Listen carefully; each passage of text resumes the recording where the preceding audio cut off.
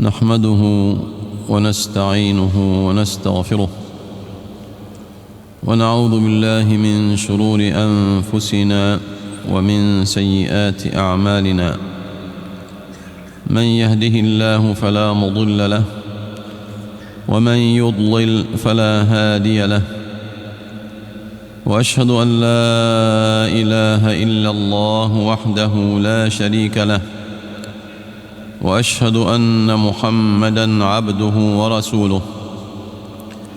يا أيها الذين آمنوا اتقوا الله حق تقاته ولا تموتن إلا وأنتم مسلمون. يا أيها الناس اتقوا ربكم الذي خلقكم من نفس واحدة وخلق منها زوجها وبث منهما رجالا كثيرا ونساء، واتقوا الله الذي تساءلون به والأرحام، إن الله كان عليكم رقيبا. يا أيها الذين آمنوا اتقوا الله وقولوا قولا سديدا يصلح لكم أعمالكم ويغفر لكم ذنوبكم، ومن يطع الله ورسوله فقد فاز فوزا عظيما.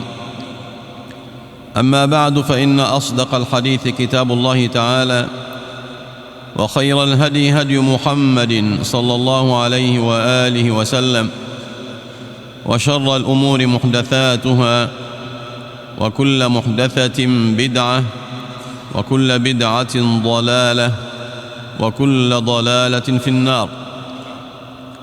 أيها الإخوة المسلمون، عن أبي أيوب الأنصاري رضي الله عنه قال: قال رسول الله صلى الله عليه وسلم: ألا أدلك على صدقة يحبها الله ورسوله؟ أن تصلح بين الناس إذا تباغضوا أو تفاسدوا. إخوة الإسلام، حث الله تبارك وتعالى على الصدقة ورغب فيها، فقال عز وجل: إن المصدقين والمصدقات وأقرضوا الله قرضا حسنا يضاعف لهم ولهم أجر كريم.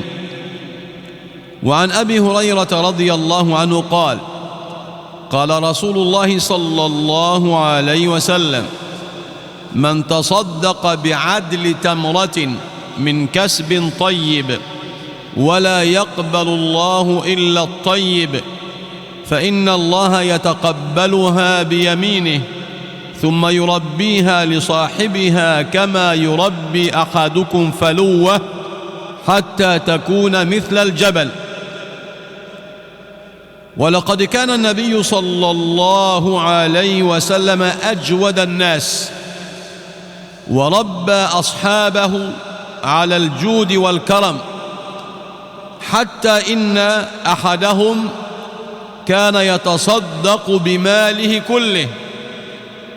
وكان فقراء المسلمين يحتطبون الحطب ويبيعونه ثم يتصدقون، وكان الذين لا يجدون ما ينفقون يحزنون على قلة ذات أيديهم، لأنهم يرون إخوانهم يتصدقون وهم لا يجدون من المال ما يتصدقون به، فشكوا إلى رسول الله صلى الله عليه وسلم، فأخبرهم أن اسم الصدقة أعم من صدقة المال.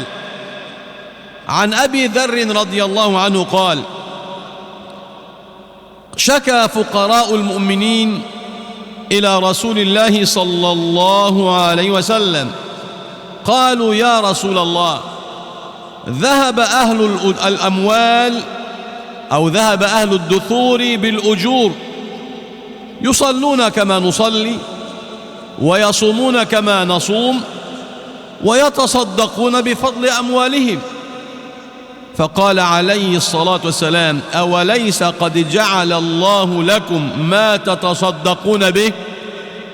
إن بكل تسبيحة صدقة، وكل تحميدة صدقة، وكل تهليلة صدقة، وكل تكبيرة صدقة، وأمر بمعروف صدقة، ونهي عن منكر صدقة، وفي بضع أحدكم صدقة. قالوا: يا رسول الله، أيأتي أحدنا شهوته ويكون له أجر؟ قال: أرأيتم إذا وضعها في الحرام يكون عليه وزر، فإذا وضعها في الحلال كان له أجر. وعن أبي أيوب الأنصاري رضي الله عنه قال: قال رسول الله صلى الله عليه وسلم: ألا أدلك على صدقة يحبها الله ورسوله؟ أن تصلح بين الناس إذا تباغضوا أو تفاسدوا. إن الإسلام دين المحبة والمودة والاجتماع والألفة، يحب لأتباعه أن يعيشوا في سلام مع أنفسهم ومع من سالمهم من غيرهم.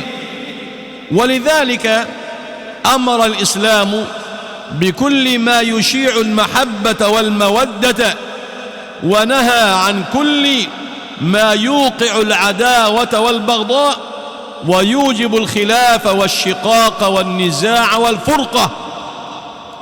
عن أبي هريرة رضي الله عنه قال: قال رسول الله صلى الله عليه وسلم: إياكم والظن، فإن الظن أكذب الحديث. إياكم والظن، فإن الظن أكذب الحديث. ولا تحسسوا، ولا تجسسوا، ولا تنافسوا، ولا تحاسدوا، ولا تباغضوا، ولا تدابروا، وكونوا عباد الله إخوانا. وكونوا عباد الله إخوانا. وعنه رضي الله عنه قال: قال رسول الله صلى الله عليه وسلم: والذي نفسي بيده لا تدخلوا الجنة حتى تؤمنوا، ولا تؤمنوا حتى تحابوا. أولا أدلكم على شيء إذا فعلتموه تحاببتم؟ أفشوا السلام بينكم. وعن النعمان بن بشير رضي الله عنهما قال: قال رسول الله صلى الله عليه وسلم: مثل المؤمنين في توادهم وتراحمهم وتعاطفهم كمثل الجسد إذا اشتكى منه عضو تداعى له سائر الجسد بالسهر والحمى.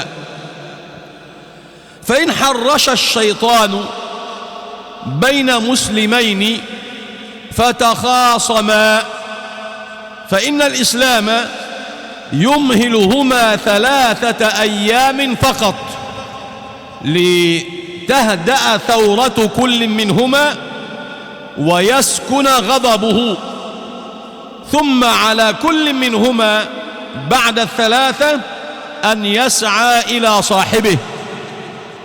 قال عليه الصلاة والسلام: لا يحل لمسلم أن يهجر أخاه فوق 3 يلتقيان فيعرض هذا ويعرض هذا، وخيرهما الذي يبدأ بالسلام. وإلا فإن على من علم بهذه الخصومة من المؤمنين أن يسعى في إصلاح ذات بينهم، فإن الله تبارك وتعالى قال: فاتقوا الله وأصلحوا ذات بينكم وأطيعوا الله ورسوله إن كنتم مؤمنين.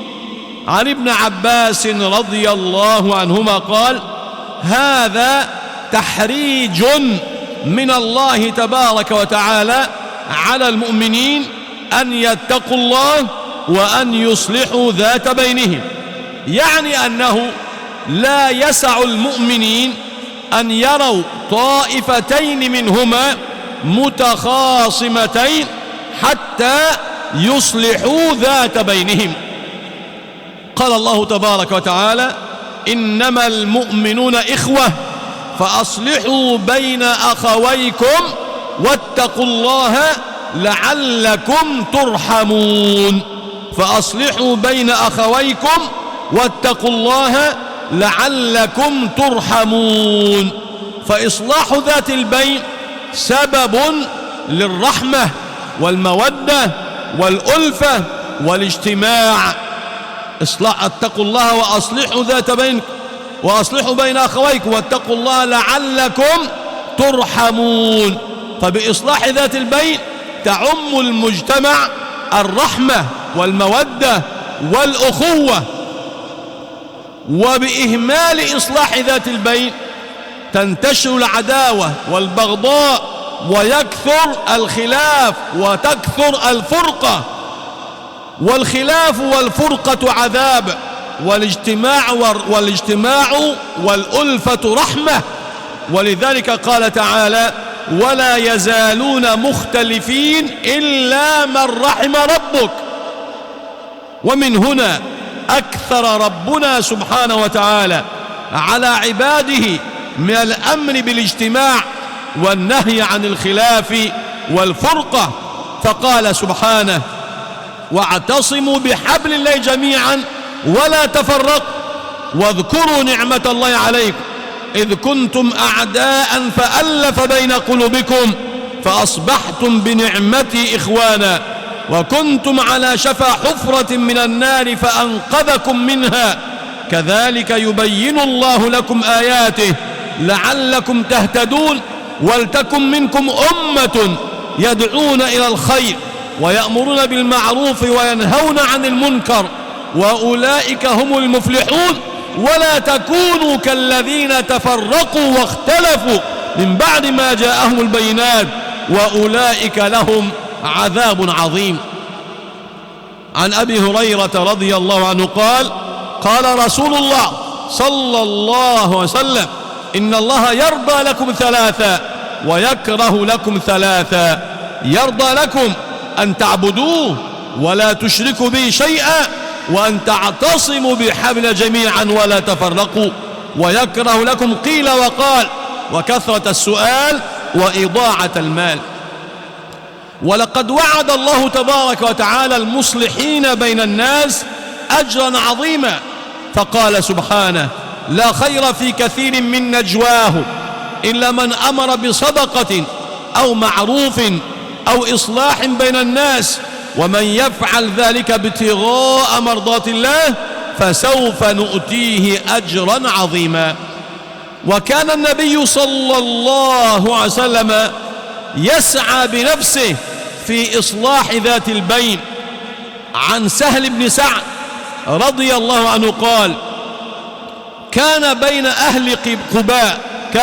أهل قباء خلاف حتى تراموا بالحجارة، فلما بلغ ذلك النبي صلى الله عليه وسلم قال: قوموا نصلح ذات بينهم، فكان بنفسه صلى الله عليه وسلم يسعى لإصلاح ذات البين للقضاء على الخلاف والفرقة، وكان يرغب في ذلك. عن أبي أيوب رضي الله عنه قال: قال رسول الله صلى الله عليه وسلم: ألا أدلك على صدقة يحبها الله ورسوله أن تصلح بين الناس إذا تباغضوا أو تفاسدوا. وعن أبي هريرة رضي الله عنه قال: قال رسول الله صلى الله عليه وسلم: ألا أدلكم على أفضل من الصلاة والصيام والصدقة؟ قالوا: بلى يا رسول الله. قال: إصلاح ذات البين، فإن فساد ذات البين هي الحالقة، لا أقول تحلق الشعر ولكن تحلق الدين.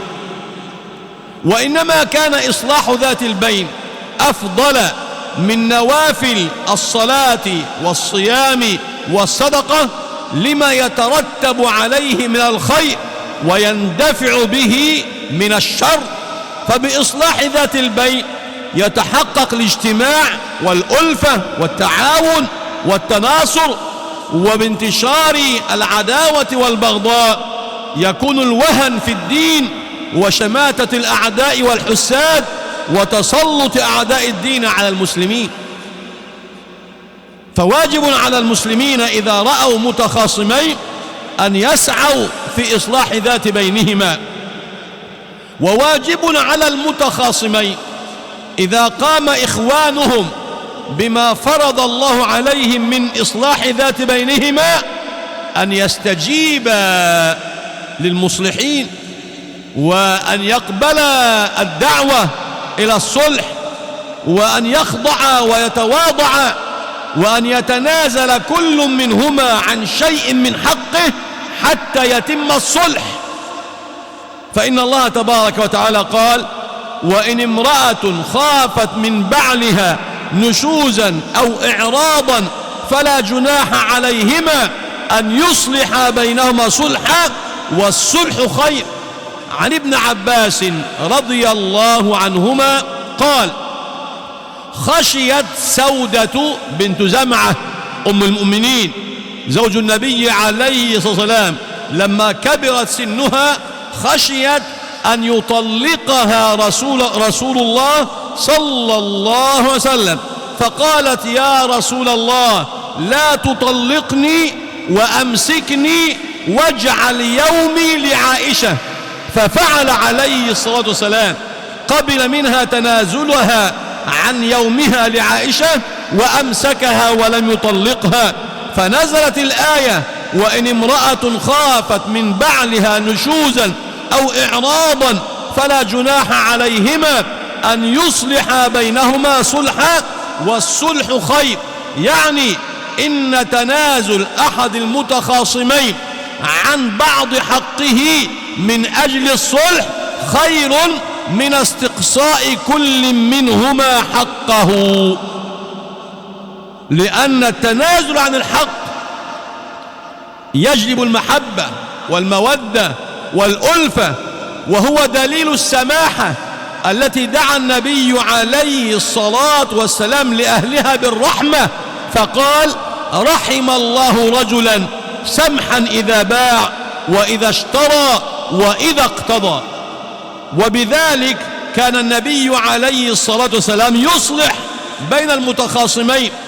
عن كعب رضي الله عنه قال: تقاضيت ابن أبي حدرد دينا لي عليه في المسجد، فارتفعت أصواتنا حتى سمعنا النبي عليه الصلاة والسلام، فأزاح سجف البيت أي الستارة وقال: يا كعب ضع من دينك هكذا، وأشار إلى النصف. ضع من دينك هكذا وأشار إلى النصف. قال: قد فعلت يا رسول الله. قال: قم فاقضه. فكان عليه الصلاة والسلام يصلح بين المتخاصمين بدعوة ذي الحق إلى أن يتنازل عن شيء من حقه حتى يتم الصلح. فالتنازل عن الحق سماحة، والسماحة مجلبة للرحمة.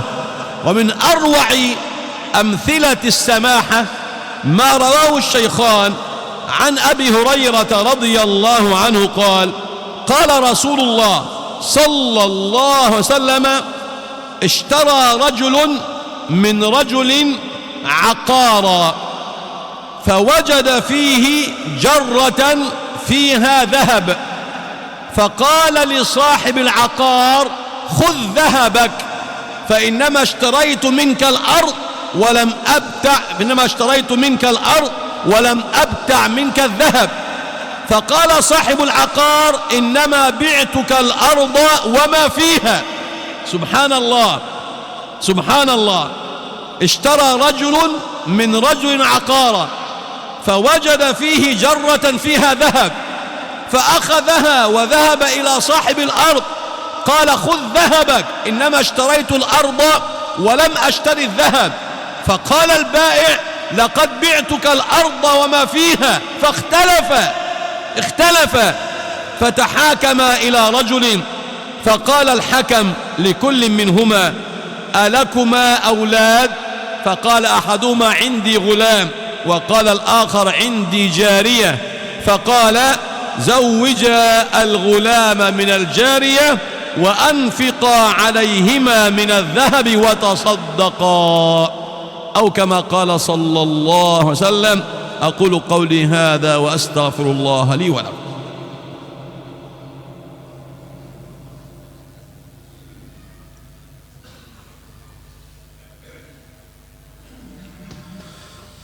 الحمد لله رب العالمين، والعاقبة للمتقين، ولا عدوان إلا على الظالمين، وأشهد أن لا إله إلا الله ولي الصالحين، وأشهد أن محمدًا عبده ورسوله.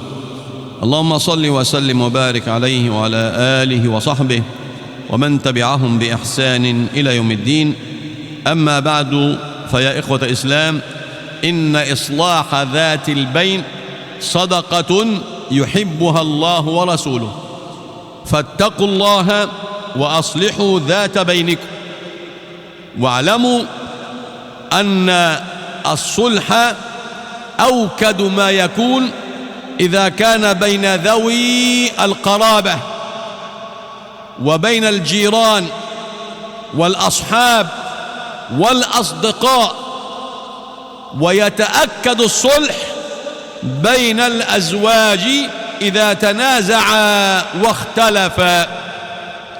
فمن أوكد الصلح بين الزوجين المختلفين المتنازعين، فمع كونه داخلا في عموم قوله تعالى فأصلحوا بين أخويكم، إلا أن الله تعالى خص الإصلاح بين الزوجين بالذكر، فقال وإن خفتم شقاق بينهما بين الزوجين فابعثوا حكما من أهله وحكما من أهلها إن يريدا إصلاحا يوفق الله بينهما. فأوكد ما يكون الصلح بين الزوجين إذا اختلفا وتنازعا، لما يترتب على نزاع الزوجين من العداوة والبغضاء التي تفضي إلى الطلاق، وما يترتب عليه من المضار التي تلحق كل منهما، وهي أشد ما تكون ضررا على الأطفال الصغار الذين يكونون سببا للضياع، أو يكون خلاف والديهما سببا لضياعهم. وإن القلب ليحزن حين يرى كثرة حالات الطلاق في هذه الأيام. طلاق يتم بعد شهرين من الزواج وبعد 3 أشهر، وطلاق يتم بعد سنة أو سنتين.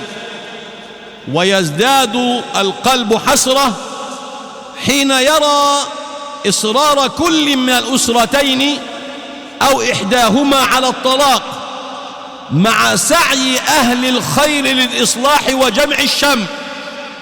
إن القلب لا يتقطع حسرات حين يرى إصرار كل من الأسرتين أو إحداهما على الطلاق، ويأبى أن يستجيب لأهل الخير الذين يسعون في جمع الشمل بين هذين الزوجين. فهلا نظر هذا الطرف الذي يصر على الطلاق، هلا نظر في عواقب الأمور وما يترتب على الطلاق من مضار تلحق الرجل والمرأة والأطفال. إن الله تبارك وتعالى أمر الرجل بإمساك المرأة وإن كرهها، فقال سبحانه يا أيها الذين آمنوا لا يحل لكم أن ترثوا النساء كرها ولا تعضلوهن لتذهبوا ببعض ما آتيتموهن إلا أن يأتين بفاحشة مبينة وعاشروهن بالمعروف فإن كرهتموهن فعسى أن تكرهوا شيئا ويجعل الله فيه خيرا كثيرا. فأمر الله تعالى الرجل بإمساك المرأة وإن كرهها، ووعده أن يجعل له في ذلك خيرا كثيرا. وفي المقابل أمر الله تبارك وتعالى المرأة أن تتنازل لزوجها الذي كرهها عن بعض حقها حتى تظل في عصمته، فذلك خير لها من الطلاق. وإن امرأة خافت من بعلها نشوزا أو إعراضا فلا جناح عليهما أن يصلحا بينهما صلحا، والصلح خير. الصلح الذي يجمع الزوجين ويحول بينهما وبين الطلاق خير من الطلاق. ثم إن الله تبارك وتعالى بيّن أن للنية دورا في الإصلاح، للنية دور في الإصلاح، فقال عن الحكمين: إن يريدا إصلاحا يوفق الله بينهما. والضمير الفاعل للإرادة إن يريدا يصلح للعود على الحكمين ويصلح للعود على الزوجين. فإذا تنازع الزوجان ودخل الحكمان للنظر في أمرهما وشأنهما، فإن كان الزوجان كل منهما ينوي خيرا ويرغب في الخير وكذلك كان الحكمان، أصلح الله بينهما. فما أن يجتمعوا لينظروا في أسباب الخلاف حتى تنقضي على الفور وتزول العداوة والبغضاء كأنها سحابة صيف، ويتفرقون وقد اجتمع الزوجان اللذان كادا أن يتفرقا. فاتقوا الله وأصلحوا ذات بينكم وأطيعوا الله ورسوله إن كنتم مؤمنين.